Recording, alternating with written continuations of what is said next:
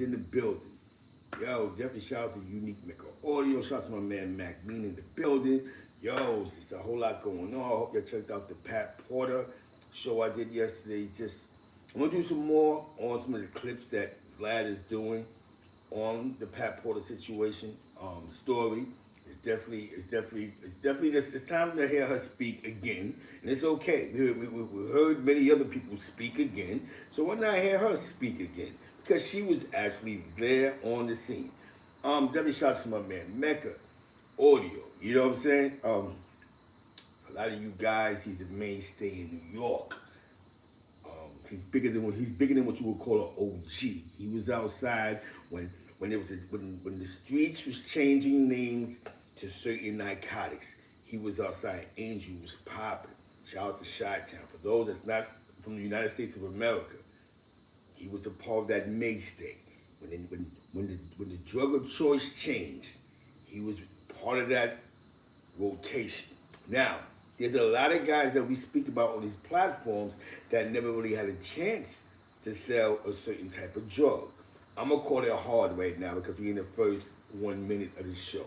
But there's a lot of people that wasn't in that took millions, but never had a chance to physically have a block that sold that hard.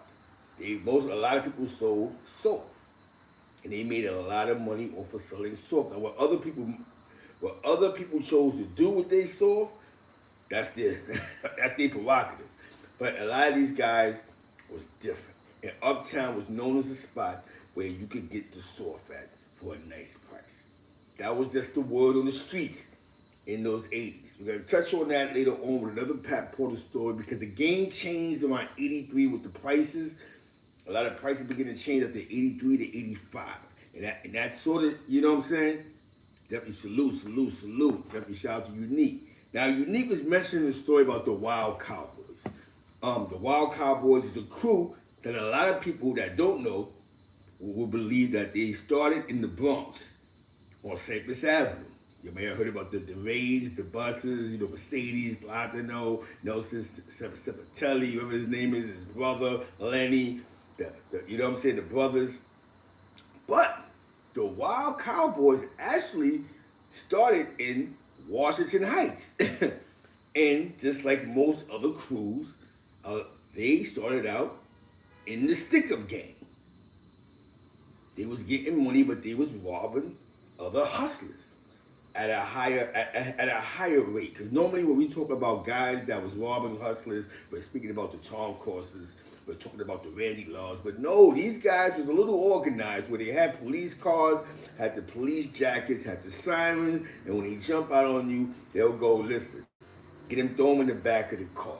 That was their generation because the average real hustler was paying off the police. So you knew if you got stopped by some cops, if you stopped for one of these police at that point in time, and you got blued in a certain jurisdiction or district, most likely, and you was getting some real money, most likely it was the alleged Wild Cowboys.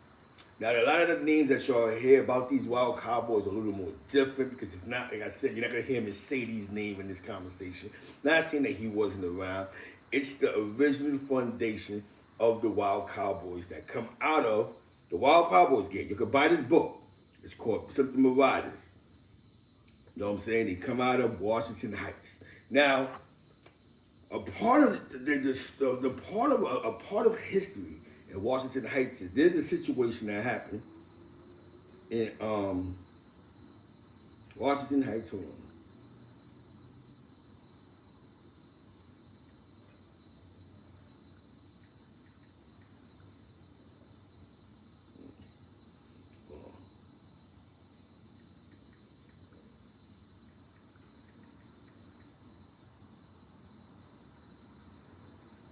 You had a ride in 1992, which was it was a ride in 1992, Washington Heights, because at this point in time, Washington Heights is known as the weight spot. When you're going uptown, you're gonna get some grams, you're making moves allegedly. And it goes into the historical facts of 1992, because 1992 was a lot of rides, but this ride was in Washington Heights uptown. It was all over the news. It was all crazy. And let's touch on it. Washington Heights protests. The great mayor, David Dinkins. Several cars have been set on fire. Some of their occupants have been thrown from the cars. One building directly across from the building where 24-year-old Jose Garcia was shot was set on fire. According to police, the protesters are not organized. They're traveling in bands numbering up to 200. So far, several demonstrators have been arrested. 2 police officers and a civilian have been injured in front of the precinct in Washington Heights. Now, as I said, this is almost an uphill battle. Cars are being burned. Police are trying to keep the peace peacefully. They're trying to do everything they can. There have been several arrests. Many are going on right now, even as we speak. Now, these problems have been going on since Friday night. Earlier today, Mayor Dinkins visited this exact area. It was quiet. Kyung Yoon has more on that story.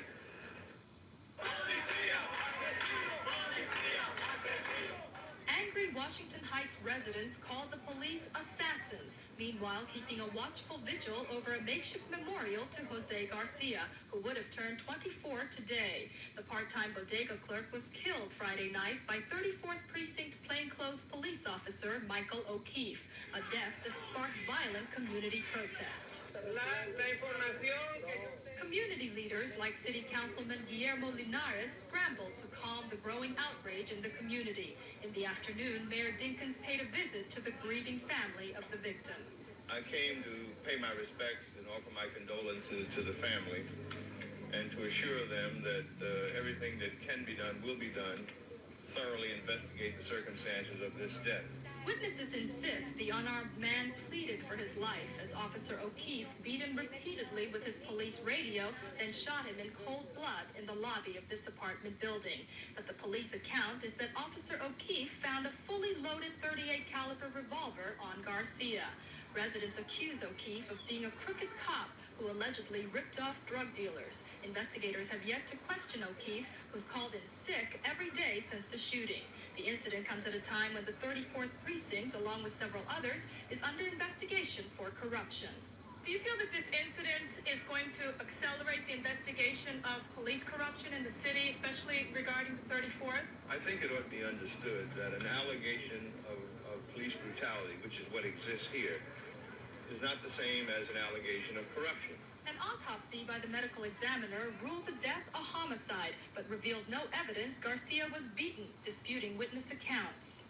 Again, as you can see behind me, police are trying to keep the peace. Now, it has been pretty peaceful here at 162nd and St. Nicholas. There has been a candlelight vigil going on all night.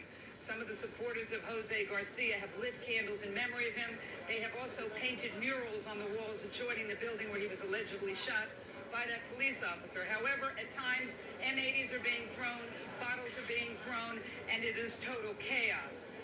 It is important to note, while this is going on, while buildings and cars are being burned, the majority of the people here are trying to keep the peace. They're in their homes. As I said, there are large numbers of youths roaming the area, but still, this is a 30-block area. There's an awful lot of people trying to keep the peace up here. We'll have a lot more for you later. Reporting live from Washington Heights, Penny Crone, Fox 5 News. Now back to you. Thank you. Now, that was a major. 1992. I was sitting under the camp. I was behind enemy lines of the Albany County Jail at that point in time. But that was something that was major. Now, did you hear what they just said? Crooked Cops, 34th Precinct. What neighborhood they said? For you guys that's not from New York, those are the neighborhoods that a man named Unique used to frequent, that they was doing business in. What they said, dirty cops. At that point in time, that's why I showed the video to give y'all a description of what Unique was talking about. 1992, dirty cops. So you was paying the cops off, these dirty cops, because with the 34th Precinct, a bunch of, like I said, a host of others. Plus, we know about the Dirty 30. Remember the 30th Precinct? The Dirty 30? So a lot of the big-time drug dealers, we're not talking about the 2 for 5 guys. No, we're not talking about the street hustler. We're talking about the guy behind the door that's giving people large amounts of weight, that's paying the police. Oh, for a lot of you guys that may not know, a lot of guys paid off the police, because that was the thing to do when you got money. Now, I won't say do what Larry Davis was doing, rest in peace. It was good for business. You had a couple of good cops that was on the payroll that could tip you off about FBI, DEA, and these task force that might be targeting you. That's why a lot of guys, you used to wonder why this block gets so much money for, because they're paying the police off. But why the police ain't messing with these guys for? Because they paying the cops off. Yo, why the spy ain't open today for? They got a tip that they about to raid the block. But that's all part of being a businessman and making sure that you're safe in business. A lot of you guys don't understand what it is to be safe in business. So this coincides with a lot of things that Unique was saying, that he said he was paying the police off. Now the second part of this whole thing I just showed was within that great riot that they had, it's alleged that the Wild Cowboys, the people affiliated with the Wild Cowboys that's in Washington Heights, did something that was crazy against the Connect. They used the opportunity was used to attempt to assassinate somebody. But for those that know. So these Wild Cowboy guys, they other than what you know about them getting money and shooting up blocks on Beekman Avenue, these guys was known for being, there was a ruthless crew. They would stick up kids. Allegedly, they might have been murderers. But they was robbing a lot of other other Dominicans like them, throwing them in the back of the car. You know what I'm saying? So definitely, I just gave you a brief description of that.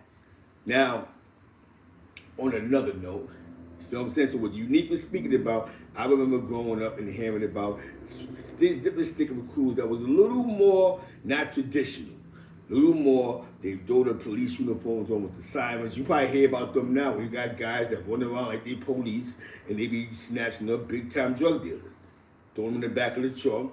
Yo, what's up? I get 100,000. If you love one, just pay it. These guys are a little more sophisticated. They wasn't looking for the corner guy.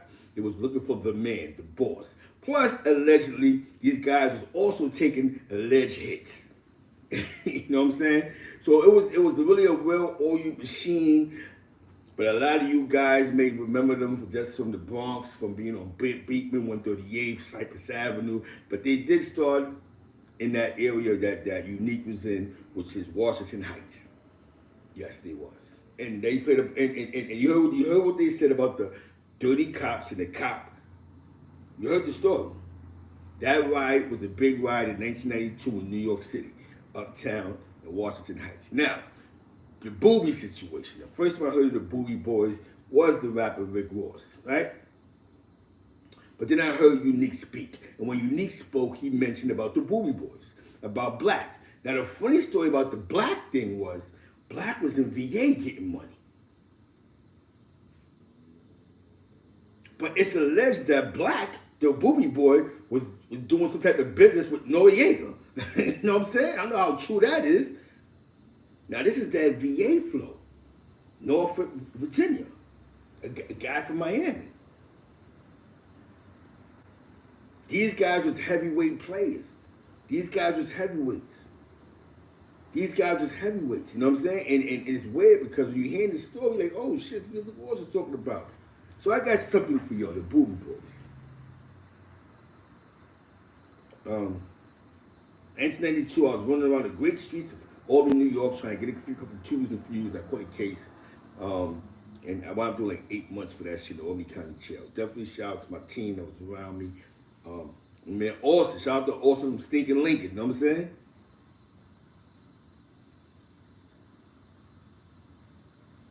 Let me get to the hold on one second. Let me get to the Boobie. Let me get to the Boobie right here. You know what I'm saying? Let's get to the nitty gritty, the Boobie. So definitely it's a history lesson I just gave y'all. You know what I'm saying? The riots in New York City. Boobie Boys. Alright.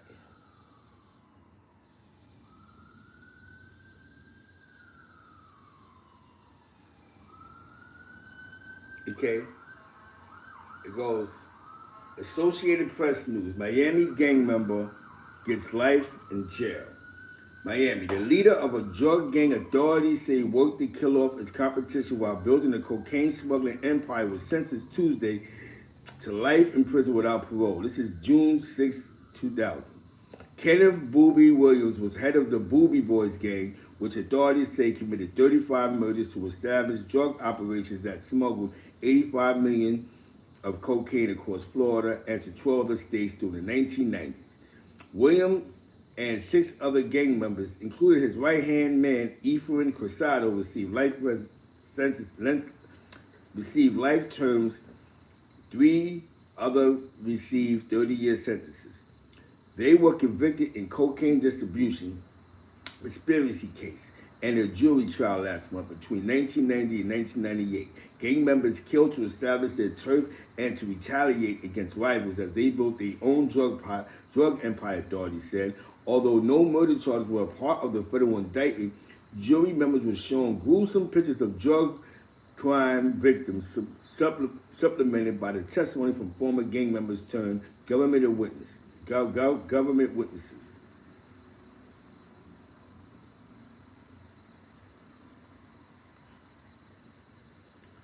So he got life in prison in 2000. So the Boobie guy was no joke. He had a great run between 1990 and 1998. He was getting some money. You know what I'm saying? So it was unique. He knew him personally before they bumped heads in Florida. Jeffrey James just was popping. So this is the guy that Rick Ross was talking about. He's fighting for his freedom.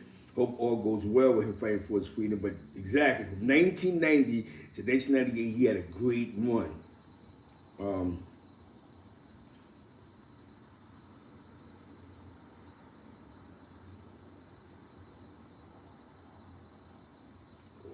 Let me see what else I can get to here, man.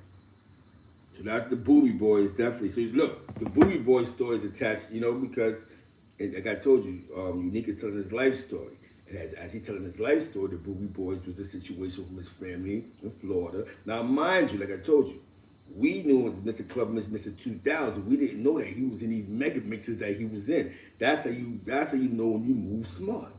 Those who knew what he was doing knew what he was doing. But those that didn't know, they just thought he was this guy that owned a club, that owned a shop, that sold car radios, that sold music. That's it. You know what I'm saying? If you wasn't uptown, you wasn't in the mix. Now, mind you, not too many black guys, dark-skinned guys were selling cocaine at a heavy weight, 10, 20 bricks. Nobody really was doing that.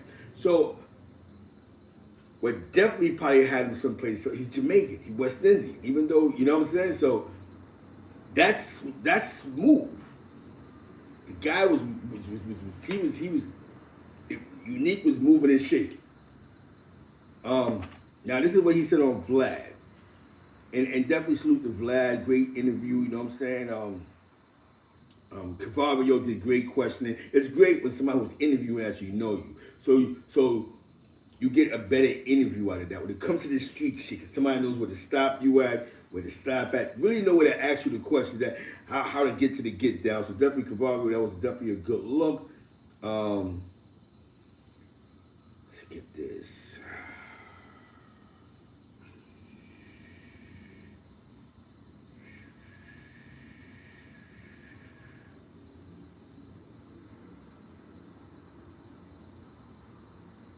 Okay, it goes, Unique Mecca audio in New York crack gang, Wild Cowboys targeting rivals.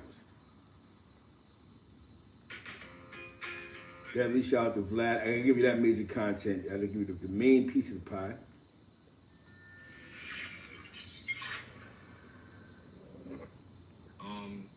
So now you rocking in 54th Street, and it's coming in.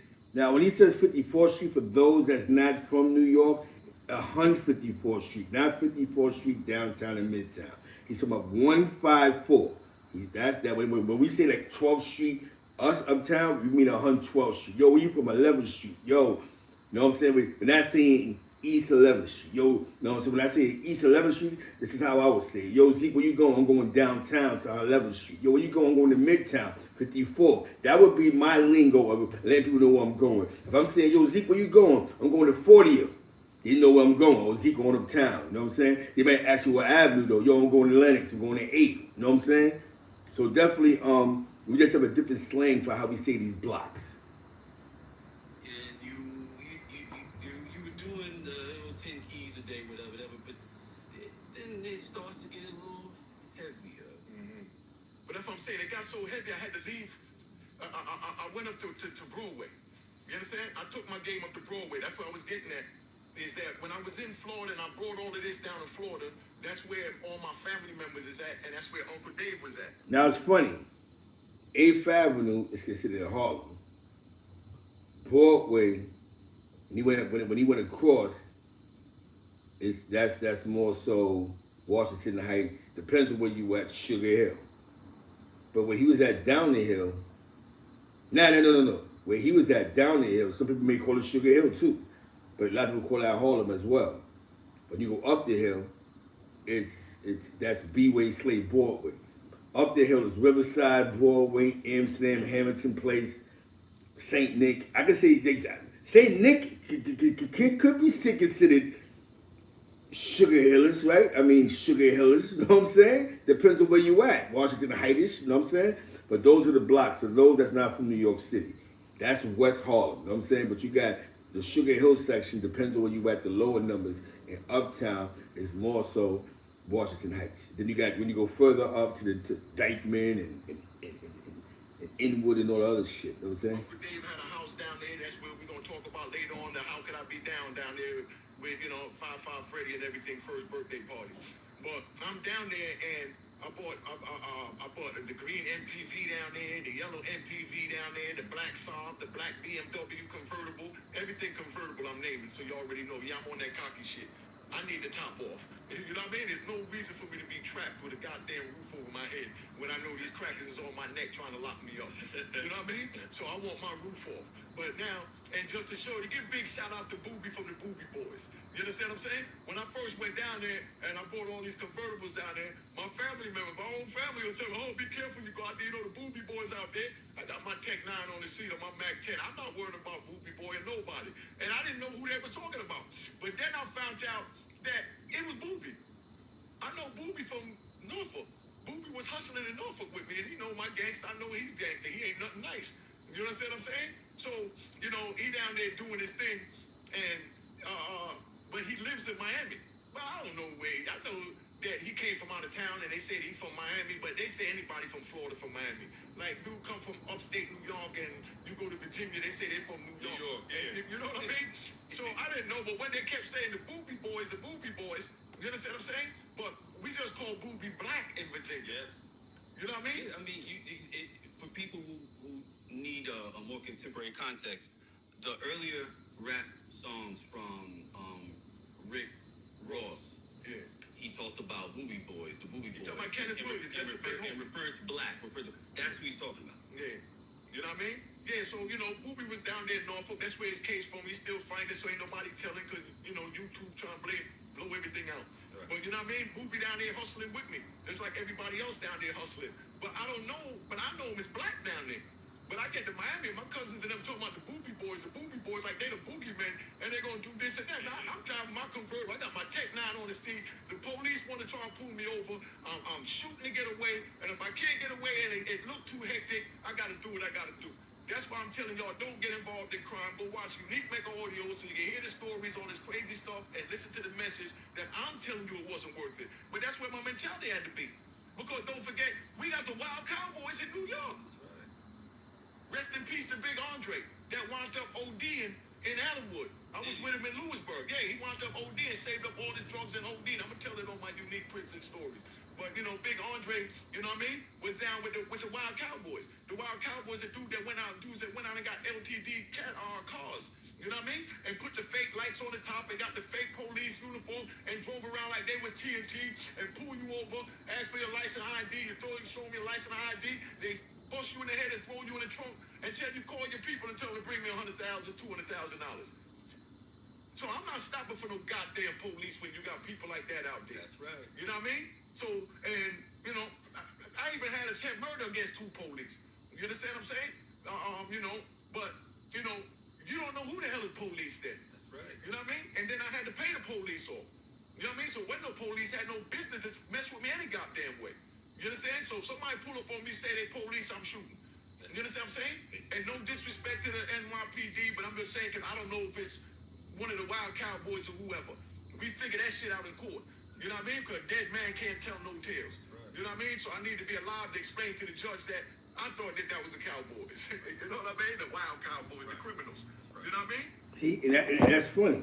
A lot of us know the Wild Cowboys to get into the paper. My friend, while she writes, is locked up now. Got 40 years doing something. I don't know if he was actually down with them, but he caught a case where two brothers got shot. One died, one lived. And he got 40 years. Him and his alleged I gotta say allegedly, his co-defendant name is Chulo, for those that know. I was locked up with Chulo on Rikers Island. I was locked up with Chulo on Rikers Island before he got snatched for the body. When they actually took him for the police lineup, I was in the sprungs with him. Definitely free him, you know what I'm saying? Like I said, when you deal with the streets, it's the streets. But taking it back to those times. So now you see what he said. Now the Wild Cowboys, a lot of you guys don't know for getting money. You see them in the Roseland, you see them downtown, Heartthrob, or not that. You've seen them at these clubs. They popping bottles. You don't know that these dudes was a stick-up crew. You know what I'm saying? A lot of them dudes are doing a lot of things. Remember, the Wild Cowboys originate in Washington Heights, uptown. For those that don't know, it's a hospital called Columbian Presbyterian, that area. Definitely can't forget about the West Indian crews that was outside, the Spranglers, and other posses that was uptown. You know what I'm saying? It was a different time. Definitely unique is grace. It's a Harlem month. It's definitely everything Harlem. Definitely shout out to I have to shout the people out that's bringing it back to a timeless in the era. Follow the timeline, follow the videos. They're doing a great job over there. He's telling his story. You know what I'm saying? And when you're getting real money, you're gonna link with real money cats. You're gonna eat the same places. You're gonna move the same. That's just how that's how the game went back then. I know now everybody's mixing, but it wasn't like that back in the days. You know what I'm saying? This is the man who sold 10 bricks a day. It's a man who sold 10 bricks a day, 25 bricks a day, making $1 million a day. Your safety wasn't so much that you was a killer. Your gun go off, but you paying the police. You gotta make your block safe. A lot of you niggas can't pay your nigga to hold a camera for you. Y'all can't pay somebody security to go to the club with you. These niggas is paying police to make sure that they can do their $30,000, $50,000 a shift. You know what I'm saying? So when you sit here and go, how was these guys winning these multi-million-dollar spots? Most of these rich guys that had these blocks to tell you, pay the police off. It wasn't cooperating. It wasn't going as far as Larry Davis in the back of the car talking about, yo, he got some bricks over there, get him, and I'll sell them for you. He wasn't doing that. They was just doing business. No throwing no dirt on Larry Davis' name, but he was dealing with the cops a different type of way. You know what I'm saying? You know what I mean? He had a different business with them. These dudes wasn't hustling for the police. These dudes was, here, take your 20,000, get out of here. Leave me alone. Like you said, so if you got pulled over, see, not only Randy Love, Tom Corson, that was stick-up kids. You had a lot of Dominicans that were sticking up Dominicans. You know what I'm saying?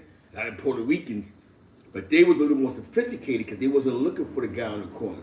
They was looking for the plug, the boss, the top manager. I know if I snatch him, yo, where the safe at? Yo, it's in Long Island City. Let's get there. It was a different ball game. This is a different pay grade conversation that you're listening to. It's actually a different pay grade conversation. You heard the Boobie one, Black, from 1990 to 1998. What they said, he had no bodies in his case, but people went to his trial talking about showing pictures of dead bodies. You know what I'm saying? So with that being said, man, check out the videos, Mecca Audio, shout out to Harlem. I appreciate y'all. Shout out to Spanish Harlem, where I'm from. Definitely shout out to West Harlem. Sugar Hill, my man Fats. Sugar Hill Fats. You know Tracy Crawford. That's my guy. Tracy Crawford. Just let you know that's my guy. Definitely shout out to where I'm from, East Harlem. We had our crews, right? My generation, the PT-131s, the SDSs, the Money Tree, the Wash Mob, the East Army, the East Side Lynch Mob on 12th Street. We had the Jeff Mob. We had East Army. We had my boys from Lee Ski and all them. Sean Sustack, Mike Sustack. My boys from Isaacs, the G&R crew, Sace and all them, the Carver Mob. This is a different type of pay grade. The Hill Ho crew, of course, on 100th Street. You know, rocking them from 100th Street. My TRC niggas, Dog TRC, the Dead End Kids. LBC, Rush Mob, Hot Post. TFT crew. Shout out to my man Blake, TFT, you know what I'm saying? And you know the Flow Boys, like the crew from 117th and Lex. Before BTM, Johan and them, you know what I'm saying? Then all that BTM Down Boys, all that, you know what I'm saying? Niggas doesn't even know Smurf used to be in Albany, New York back in the days. You know what I'm saying? Smurf. Well, that should be over there. He used to be in Albany. You know what I'm saying? Definitely shout out to Smurf, you know what I'm saying? That's when Junior High School 45 was a war zone by Wagner. Definitely shout out to my boys in 8K, my man Big Vito, you heard? That being said, man, I appreciate y'all. And it's all love. Love is love. My boys from the FTW, FEB. Can't forget about the GHP posse group on the west side. Rest in peace to my man Cato from the west side. Definitely shout out to my man Father U, the PTC crew from 105th Street on the upper west side. We here, shout out to Queens, man. You know we here, it's nothing but love, man. We uptown, taking this uptown with the O's, you work? That being said, I love you, I appreciate y'all. Shout out to my man Ed Medina, my man Wiggs, my man Frank White from Washington, the Wash Mob, you know what I'm saying, everybody from Washington. Happy birthday, Pooch Dogs. My man Troll, my man Uno, you know what I'm saying? Anything, rest in peace, Lil Tay, you know what I'm saying? My man Hakeem was popping. You know what I'm saying? Check out that. It's going viral somewhere. This video I posted, JJ Slade rapping in the club. It's going viral right now. It's popping. A lot of people sharing it, keep sharing it to JJ Slade. You know what I'm saying? Him rapping in 1996. Rest in peace, Jay Slade for Wash. Actually, my project was being in Washington. And with that being said, man, we appreciate y'all. Thank you for pulling up. Have a blessed day, you heard? We're feeding the wolves.